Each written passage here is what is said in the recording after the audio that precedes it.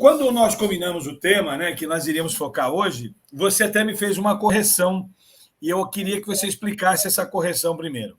Inclusive para as pessoas entenderem, porque acho que nem todo mundo entende. As práticas integrativas, pessoal, na verdade é o nome correto para se dar, as práticas integrativas é o nome correto para se dar ao que se chamava de terapia alternativa. Estou correto, doutor? Perfeito. E essas terapias alternativas, elas são bastante interessantes, porque eram terapias que em tese, complementavam oficiosamente aquilo que poderia se considerar uma terapia medicamentosa, uma terapia de aperfeiçoamento da saúde. Então, explica aí, por que o nome mudou? Qual que é a lógica disso? Eu depois vou mostrar aquele link que você nos deu do Ministério da Saúde, falando sobre práticas integrativas. Eu vou deixar aqui compartilhada a tela, no momento certo eu mostro ela para a galera. Tá bom? Perfeito. Então, eu falo que sempre as mudanças que se deram, elas foram geradas como ajustes mais do que necessários, mas ajustes ideais pelo que nós estávamos trabalhando, né? Então, a partir ali da década de 70, 80, a gente começou a perceber, através principalmente, não só o Ministério da Saúde começou a ter um olhar mais atento a partir da década de 90, mas já na década de 70, 80, começam-se a reformatar alguns conceitos, algumas ideias sobre o que seria a verdadeira saúde, né? A gente vem até 1986 com o conceito de saúde como simplesmente ausência de doenças. E aí a audiência pode perguntar, poxa, mas espera aí, que doença?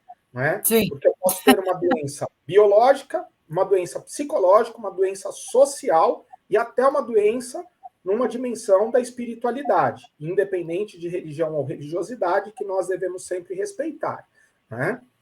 Uhum. E a partir de 86, a própria Organização Mundial de Saúde, ela readequa esse conceito de saúde para um conceito de saúde multidimensional, ou seja, saúde passa a ser o equilíbrio das dimensões biológica, psicológica, social e da espiritualidade do indivíduo.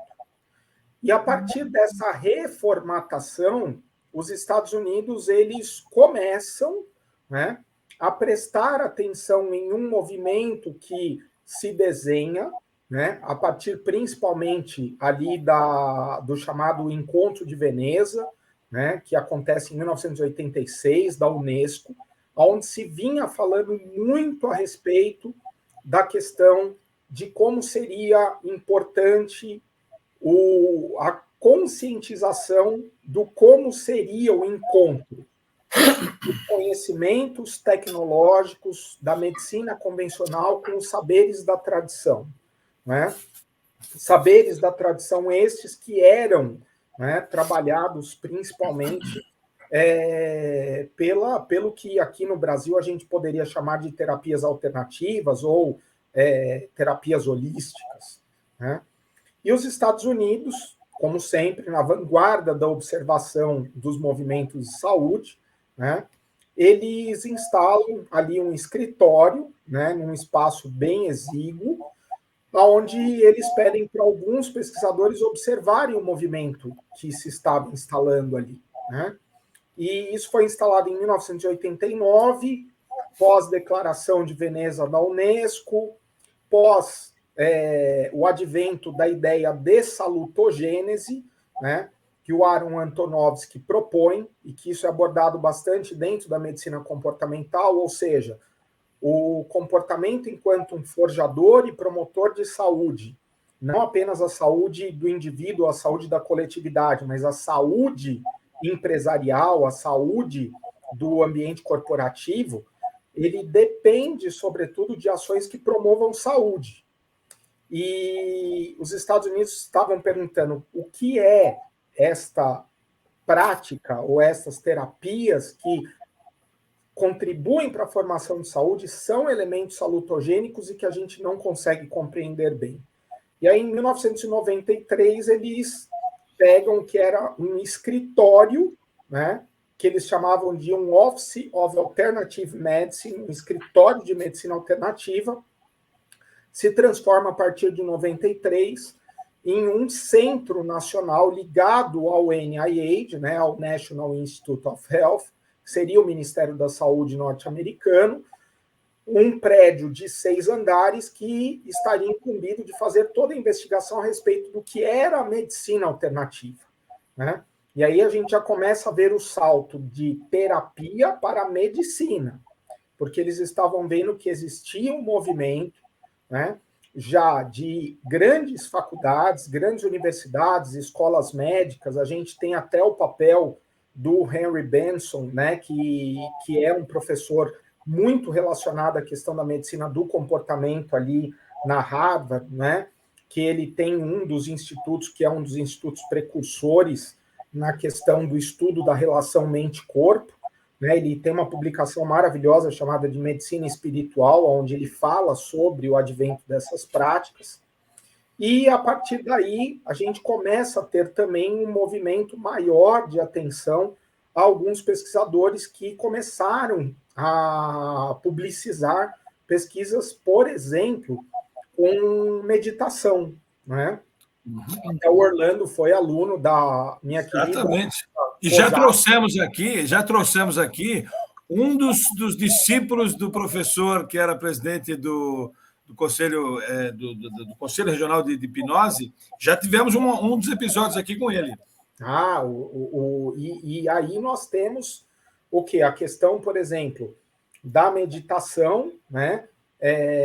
O papel de um professor chamado Richard Davidson, que começou a ter um trabalho mais intenso com o Dalai Lama, e a meditação sendo um carro-chefe de pesquisas e abrindo as portas aí para outras pesquisas com a questão do que nós chamávamos de medicina alternativa. Mas aí nós tínhamos 2 problemas em relação à nomenclatura. O primeiro era o nome medicina, né, que ligava a questão do exercício da profissão médica. E a segunda palavra que era mais problemática, que era o alternativo, porque alternativo para muitas pessoas designa exclusão, né? Então, por exemplo, ou eu vou conversar com o Orlando, ou eu vou conversar com a Márcia. Não, eu não quero conversar ou com o Orlando ou com a Márcia. Eu quero conversar com o Orlando e a Márcia. A Márcia, entendi. E aí, a primeira adequação que se dá à nomenclatura é o quê? A questão de um termo de medicina alternativa que salta para medicina alternativa e complementar, né? Por quê? A alternativa designando que existiria uma outra via que complementaria os tratamentos médicos convencionais, como, por exemplo, a terapia farmacológica, que você falou, né, Orlando? Mas ainda não estávamos contentes com isso, né? E a partir de 2000 começa um movimento de reajuste desta nomenclatura, que é o ajuste que nós temos até hoje. Quer dizer, desde 2000 esse nome é utilizado, então? Aí, em 2000, eu fui num congresso na Itália, onde pela primeira vez foi falado o termo medicina integrativa, né? Por quê? Porque era muito mais do que o alternativo, o ou, muito além do e, era uma coisa que ia ser multiplicativa, que ia integrar o saber médico convencional aos saberes da tradição, né? E principalmente promover uma questão muito importante para nós, que é a transdisciplinaridade, né? Ou seja, mais do que multidisciplinar, mais do que pluri, mais do que interdisciplinar, nós devemos ser transdisciplinares. O conhecimento ele deve ser compartilhado. Sim. E é o ponto aonde nós temos a questão da medicina integrativa, comungando pessoas de vários níveis de formação, né? Desde daquela pessoa que é uma benzedeira, um raizeiro, uma ervateira, né? Até uma pessoa que faz pesquisa de ponta numa universidade do tamanho da Harvard,